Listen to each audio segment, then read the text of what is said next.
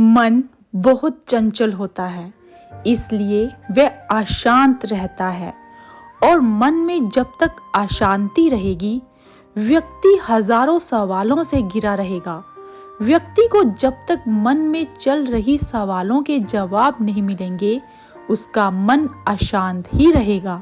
लेकिन मुख्य प्रश्न ये है कि मन को नियंत्रित कैसे किया जाए और मन को कैसे समझा जाए। गौतम बुद्ध की इस कहानी में उन्होंने मन को जानने के लिए 6 चरणों के बारे में बताया है। शुरुआती 5 चरणों को जाने बिना आप मन को नहीं समझ सकते हैं। आओ कहानी शुरू करते हैं। एक बार एक व्यक्ति गौतम बुद्ध के पास गया और पूछा कि मन को नियंत्रित करने का पहला चरण क्या है। बुद्ध कहते हैं, अपने मन को समझने का पहला चरण है इसके द्वारा दिए गए लालच की व्यर्थता को देखना। क्योंकि जब मन अशांत होता है तो कई तरह के लालच देता है। जिसने मन द्वारा दिए इन लालचों को पहचान लिया, उसने मन को समझ लिया। फिर व्यक्ति बुद्ध से पूछता है, लेकिन हमें ये कैसे पता चलेगा हमारा मन हमें लालच दे रहा है और वह लालच व्यर्थ है। इसका जवाब देते हुए बुद्ध कहते हैं, अनुभव से। मनुष्य मन के लालच से जिस कार्य को अति पूर्वक करता है, उसमें उसे हानि ही होती है और हानि के बाद ही उसे अनुभव भी होता है। जैसे जिसने वास्तव में ये देख लिया कि नशा करना केवल दुख है, वह नशा मुक्त होना शुरू कर देगा। जिसने जान लिया कि ईर्ष्या से खुद का नाश होता है, वह ईर्ष्या से मुक्त हो जाएगा। मन को समझने का यही पहला चरण है। बुद्ध बताते हैं, मन को जानने का दूसरा चरण। व्यक्ति बुद्ध से पूछता है, यदि व्यक्ति पहले चरण से ये जान जाता कि वह मन द्वारा दिए लालचों के कारण दुखी है, तो फिर दूसरा चरण क्या है?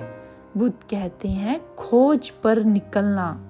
दूसरे चरण के लिए ऐसे व्यक्ति की खोज पर निकलना होगा जो कि पहले ही अपने मन को जान इससे मुक्त हो चुका है, क्योंकि वही तुम्हारा मार्गदर्शन कर पाएगा।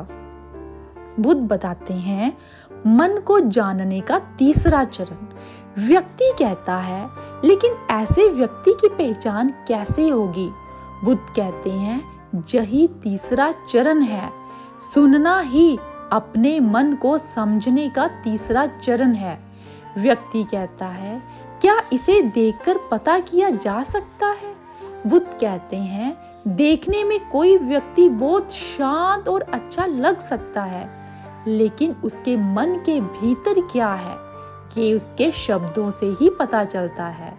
लेकिन किसी की बातों पर तब तक विश्वास नहीं करना चाहिए जब तक कि वह तुम्हारे विवेक की कसौटी पर खरा ना उतर जाए। चौथा चरण है कर्म करना। बुद्ध कहते हैं, कर्म ही मन को समझने का चौथा चरण है।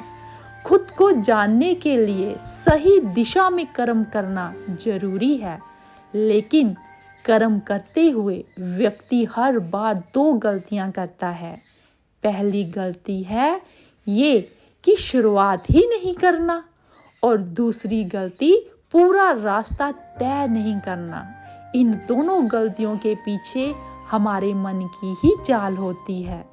व्यक्ति अपने कर्म को पूरा इसलिए नहीं कर पाता क्योंकि वह सोचता है कि मैं कल से शुरुआत करूंगा तो कोई ये सोचता है कि मैं असफल हो जाऊंगा। इन गलतियों का मुख्य कारण है जागरूकता की कमी। इसके बिना मन व्यक्ति को उसके सही दिशा में चलने नहीं देता। मन को जानने का 5वां नियम है जागरूकता। बुद्ध कहते हैं, मन को जानने और समझने का 5वां चरण है जागरूकता। इसलिए हर कार्य को जागरूकता के साथ करो। बिना जागरूकता के साथ किया गया कार्य या फिर जिया गया क्षण मृत्यु के समान है। व्यक्ति बुद्ध से पूछता है, अपनी जागरूकता के स्तर को कैसे बढ़ाया जा सकता है?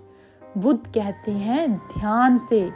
ध्यान ही मन को जानने, समझने और नियंत्रित करने का अंतिम चरण है।